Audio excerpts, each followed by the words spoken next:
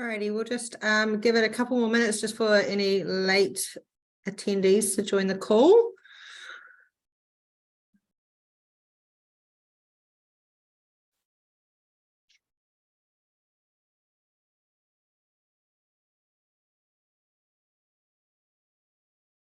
Otherwise, thank you all for joining.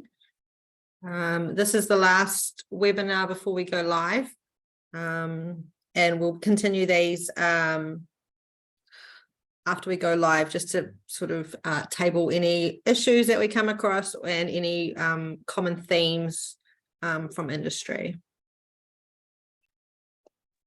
I'll hand over to Sylvester. Thank you, Emma. Thank you, Kabaf, for organizing this call. Yes, this is our last webinar just before the mandate of 3rd of July. So this is a bit of a loaded slide pack, but it's good to have you on board. So thank you for joining this call. On the call, we have Emma from the industry. We've got Daniel, our change manager, Carlos, our MPI lead on the project, and Dunya, who's our project sponsor from MPI. And Daniel's sharing his slides, so thank you, Daniel. I've gone through this a number of times now, but a quick repeat. What is DTR-C? It's a request to move uncleared cargo from one approved facility to another. It's done through Trade Single Window, through your software system that interfaces with Trade Single Window. And the intention of DTR is to replace the collector's permit or the paperless transshipments process that's in place, which is paper-based. And for MPI, a DTR will be used instead of a BACC application to move uncleared cargo. DTR approval is not customs clearance or MPI clearance. It is just an approval to move uncleared cargo. A quick look at the scope for DTRs. If you're looking at containerized cargo for FAK containers, yes, DTR is in scope. A DTR is required to move your FAK container from the port, from a DTR active port. LCLs, once the container is devanned and if there are uncleared LCL consignments, you need to submit a DTR for a CCATF to a CCATF move. Empty containers and bulk cargo are out of scope. No DTR applies. For break bulk and FCL, we're calling it partial scope. We've got a slide that will cover the details of how that process will work later on in the spec. But yes, due to risks at the port, biosecurity risk at the port, or some actions required, MPI does not directly approve DTRs for land-based movements. However, for port-to-port by sea, if there are FCLs and break bulk that need to move, those will be approved.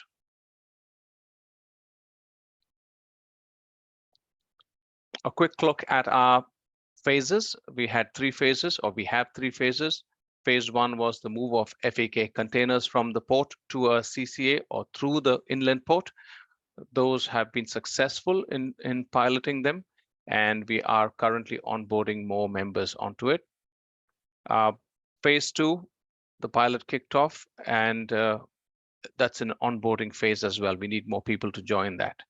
Phase 3, we are from the 3rd of July, we'll be kicking into the transition phase or the transition plan, which gives the shipping companies 2 months to comply. The port companies 2 months to comply, and the shipping companies 3 months to comply with DTR.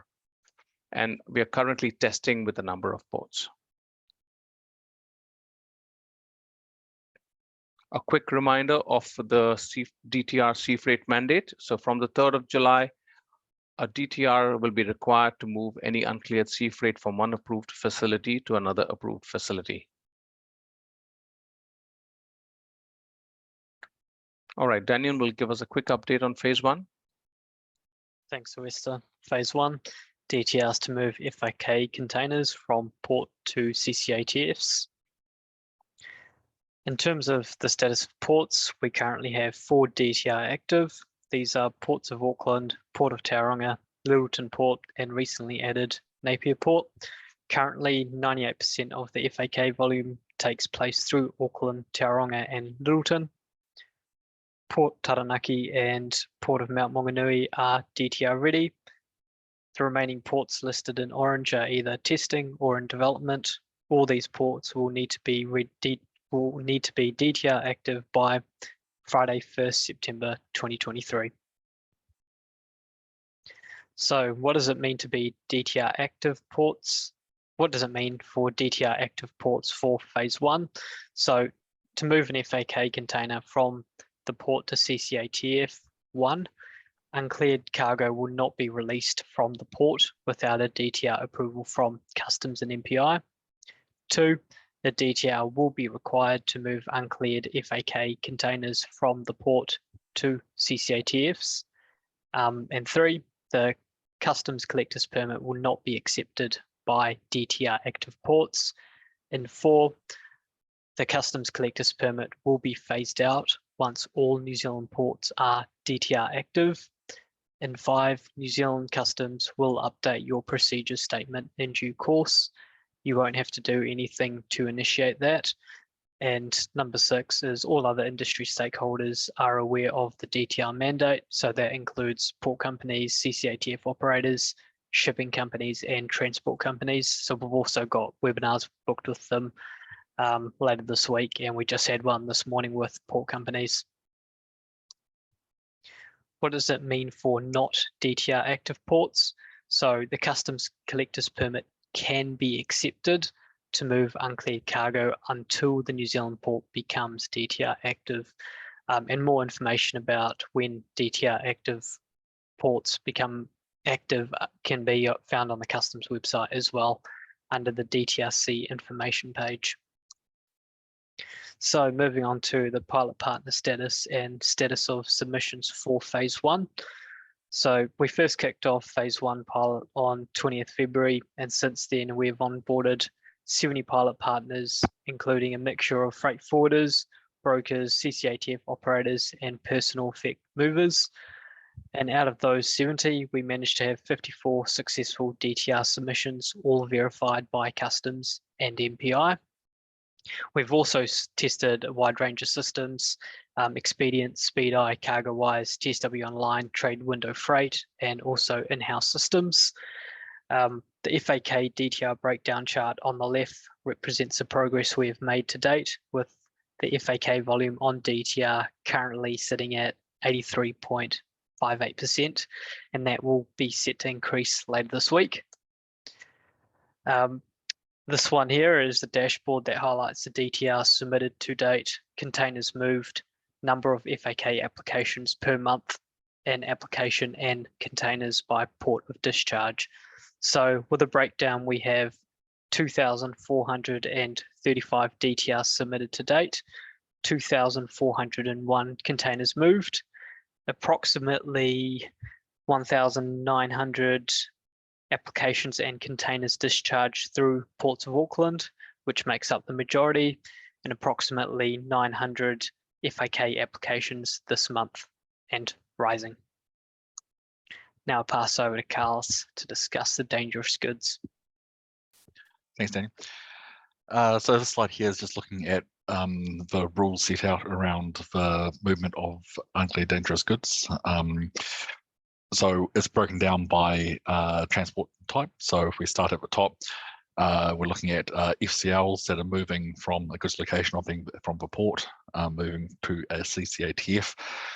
What the import entry status is. So if the import entry has been submitted, but it just hasn't been cleared yet, and then what you need to do for Customs and MPI to facilitate that movement.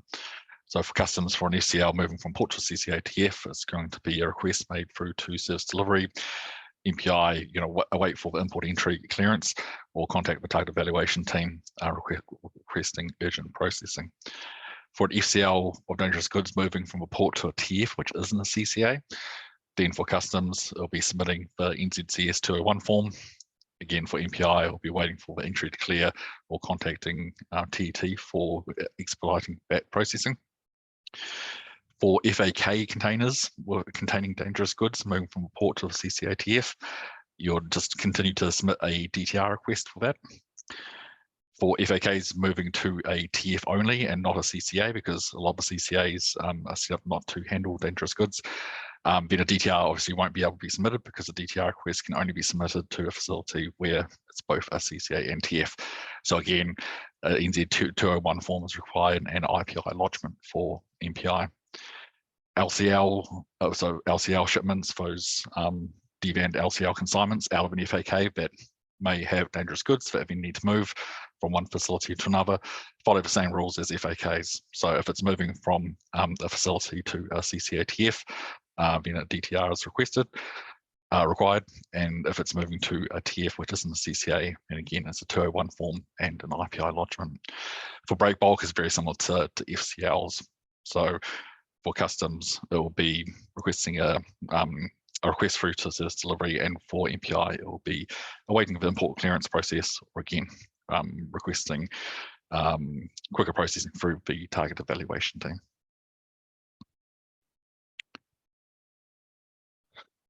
So on to phase 2. So phase 2 is around the DTR movements of DVAN LCL consignments between CCA TFs. So what does go live mean for phase 2? So from 3rd of July, a DTR request is going to be required for movement of any DVAN LCL consignments from one CCATF to another CCATF. So on the customs website, there is some documentation and fact sheet specifically around LCL movements. And it'll be good if you can go to the customs website, and the links down at the bottom of this presentation to go check those out. It's very similar to what you'd do for an FAK container movement in terms of what data you need to enter, but there are some differences, and in that document it outlines what those differences are. So mainly it's looking at the goods location. So now you're moving it from a facility, which isn't the port, so you need to make sure that the goods location and the transit destinations are entered correctly. You don't have to attach documents for the LCL movements, although it's probably handy if you do, just to prevent any kind of holdups or anything like that if it does get stopped. And you'd also need to enter the original FAK container number that it entered, but very specifically for these movements, you're not entering the QD information, so please leave that blank.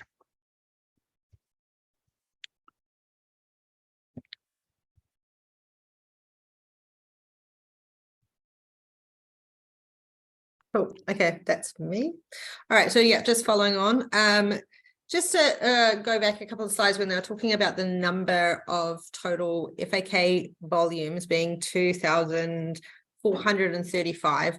That effectively, by doing it this new way, means that there's 2,435 BACCs that have no longer hit that queue. So it's an instant time saving, not only for yourself by doing it this way, but also for the brokers just submitting your normal BACCs, not having that clogging up the MPI queue. So I feel that's a great win and something that we need to celebrate as an industry.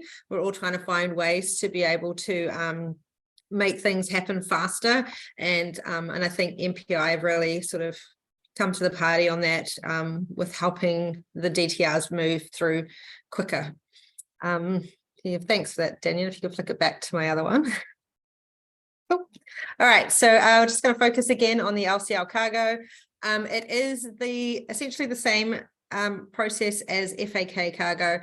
So if you are doing FAK cargo, the only difference is obviously you're not picking it up from the ports, you'll be picking it up from a depot, and you don't need your quarantine declaration because it's LCL. You just need to submit that DTR and you will gain release from MPI and customs simultaneously. There's no mandatory documents that are required to be submitted, like doing FAK cargo, but it is really helpful if it is selected for an audit or verification. Thank you. Cool. All right, so for the CargoWise users, we are in the process of putting this onto a format that will be available. I would hope to think that it'll be available online by the end of this week for you all for LCL. Essentially, this example just gives an outline of what's required. Obviously, vessel, port of loading, port of discharge, ocean bill containers. If you've got more than one container that you've got your freight out of, if it's split over 2 containers, you can list them there. If you're wanting to just pick up a whole list of items from one depot, in this case I've put it as tappers, you can list out all of the individual items on one DTR, so you don't have to do one per consignment as such. If it was coming from another depot, then you would have to do a separate one. Cool, thank you. Perfect. The second part to that, obviously the containers is the first tab. The second tab as we move along details the house bill details.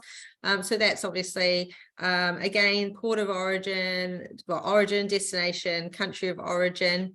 At this level you can do a write-off if you choose to. However, in this instance it's just a straight DTR, and you don't need to. You don't necessarily need to put in your supplier code and importer code. It can work without it. However, if you do have it, it obviously helps for reporting and analysis. Thank you. Perfect. In this instance here, we've chosen this first line, which shows it's only out of one container. You put in the packages, so 105, the weight, and then a detailed description. You don't need to put in the tariff code. Again, if you want to, you can, but you don't need to. It's not a necessity. Thank you. Second line on the shipment is just outlining that you can have one house bill, but out of 2 containers. So you can see there, it's detailed per container number. And again, you just list out the number of packages or pallets, and then the specific weight per line and the goods description. Cool.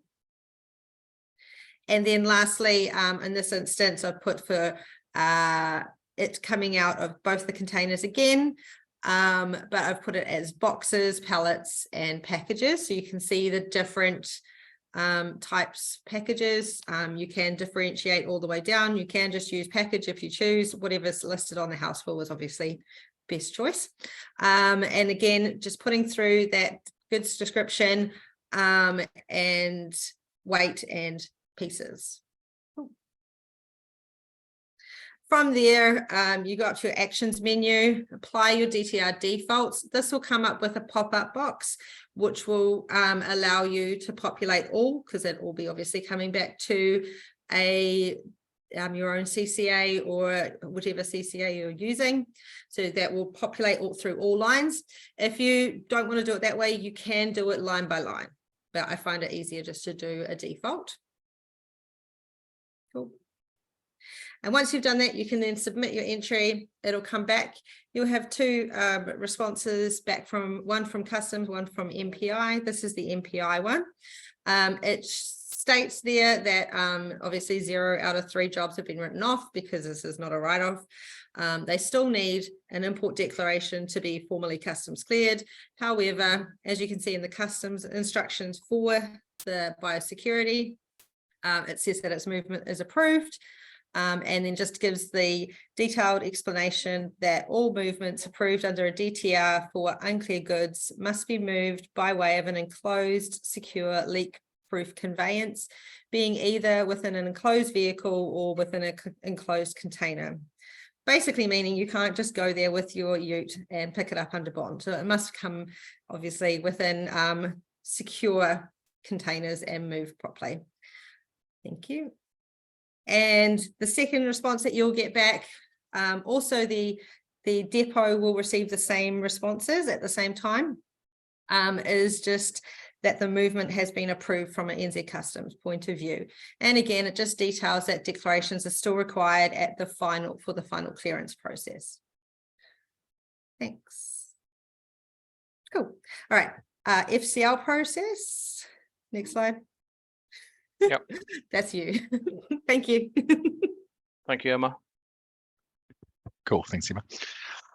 So these next couple of slides here just show around the import declaration, sorry, the FCL process when an import declaration is submitted. So obviously this slide pack is going to be sent out, and this is part of the FCL fact sheets, which are going to be loaded up onto the customs website within the next day or so. Yeah, so this is just kind of running through it. So first scenario where the import declaration has been submitted. If there's no customs hold and there's no MPI hold, so a simplified BACC is issued for MPI, you don't need to submit a DTR. The container will be released from a port, and you can go pick that up. For scenario 2, so an import entry has been submitted. For the FCL, there is a customs hold, but there's no MPI hold. So again, for MPI, a simplified BACC is issued. For customs, do not submit a DTR. So this is where the different kind of examples here of what that customs hold is, what you should be doing. So if it's held for customs exam, customs planner will authorize the movement by messaging the submitter. The planner will also email the port to release the goods to move from the port to the CCATF. If it's held for any other reason, then customs service delivery will authorize the movement by messaging the submitter, and the service delivery will also email the port to release the port holds on that FCL container. And that ends up being that the container is released from a port from both agencies, and then the container can be picked up and brought back to your CCATF. Now, there's another couple of scenarios here. So if an import entry has been submitted and there's a customs hold and an MPI hold, then do not submit a DTR. So again, for customs, if it's held for exam, same as before. Same again if there's other reasons. So it's either going to be service delivery or the customs planners authorizing that movement and sending responses to the port to release those holds. And for MPI, it's just going to be awaiting that import entry to be processed. So that's gone to the work queue to be processed by TET, and a BACC is going to be issued for that. And then the container will be obviously available to be picked up from the port. In scenario 4, we have an import entry which has been submitted. There's a customs hold, there's no customs hold, and there's an MPI hold. So you don't need to do a DTR in this instance for SCL. All you have to do is just wait for the import entry to be processed by MPI and the BACC is going to be issued. Once that's done, the MPI hold will come off, and then you'll be able to go pick up your container, organize that shipment. Now, this scenario is where an import declaration for some reason just cannot be submitted. And there might be a few different reasons for this. So if an import entry cannot be submitted for, we're talking about FCL containers here. So if an import entry cannot be submitted for that FCL, then you'd submit a DTR. Customs will approve that movement. For MPI will decline it. It will decline the DTR. The MPI hold will remain at port. You'd submit a primary industries import declaration, also known as an IPI enlargement. And then that will be processed by MPI and a BACC issued. So the customs hold will be removed from a port based on the DTR response. And then, although MPI is going to be declining that DTR, because the standard thing is that MPI requires an import declaration to move FCL containers, but in this case, one can't be submitted, then that's based off IPI lodgement, which comes in. So when the MPI IPI lodgement is processed and the BACC is issued, then both the customs and MPI holds will be off port, and the container can be picked up from port and taken back to the CCATF where it is going to. So MPI does not expect any increases in IPIs due to the DTR functionality being available. So this is kind of almost like the current kind of process. So brokers should still use the same rationale for lodging an IPI pre or post DTR. And MPI will be obviously monitoring this as well pretty closely. So this process is really for those exceptional circumstances, just like there is now when, and it's only used when a full import declaration just can't be submitted.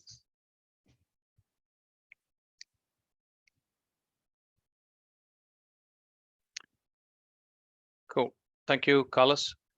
All right. For more information, please go to the DTRC information page. You'll find that on the customs website. I've said this before. You go to the customs homepage. There is a quick link that takes you to DTR domestic transshipments, and there you will find a link for DTRC information page that will give you information on which are the active ports for phase 1. And as and when ports get active, we will keep updating that list. you will find fact sheets like Carlos and Daniel mentioned around how to submit using TSW online. That information will be available under training materials. The requirements are available for anyone implementing it for the first time. And yeah, and there's a link to the FAQs as well. So we will keep updating the FAQs as we go. If we learn about things that are common or constantly asked and we haven't covered it, you will find it in the FAQs. So for the time being that we're going live, I would request you to favorite this page and keep coming back to it. If you have any questions, reach out to us at our email address, which is ttr@mpi.govt.nz. So that was a power packed slide pack. So I'll pause now and open up for questions. Yeah, and just while we're waiting for questions to come through, just further to what Sylvester said, we will be putting through updates. I will be sending through a guide on the LCL cargo, how to do a DTR, and also similar for the FCL as well. That should be available online. I'd say no later than Friday. I'm hoping to finish off everything today and get it through for approval. We'll also put an update in our on our KBAF newsletter as well once it's been made available online. So keep an eye out for that too. Thank you. Any questions?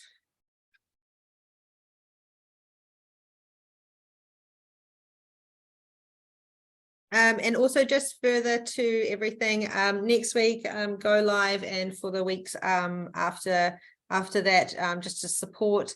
If you need help, please reach out to the DTR email address. They will flick you onto me for any CargoWise support. And we've also got another customs manager that looks after Expedient, who will also be available as well. So please just reach out. We're here to help, and we understand that it can be confusing for the first couple of times doing it. Thank you.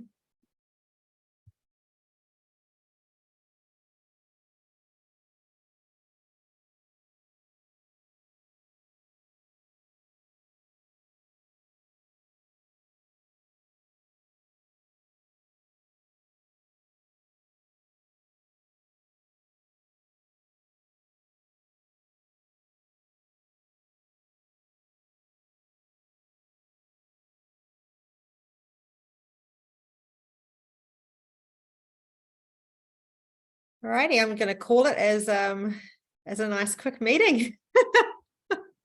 Obviously, you all know exactly what you're doing. But yeah, the offer's still there. If you need help, please reach out, or email to the DTR email address, or myself if you know my details. Otherwise, thank you guys for coming, and we'll see you next time. That's right. Thank you everyone for joining, and thanks KBAF for organizing it, and thank you to all the panelists who are ready to stand in and answer questions. So have a good afternoon. Thank you.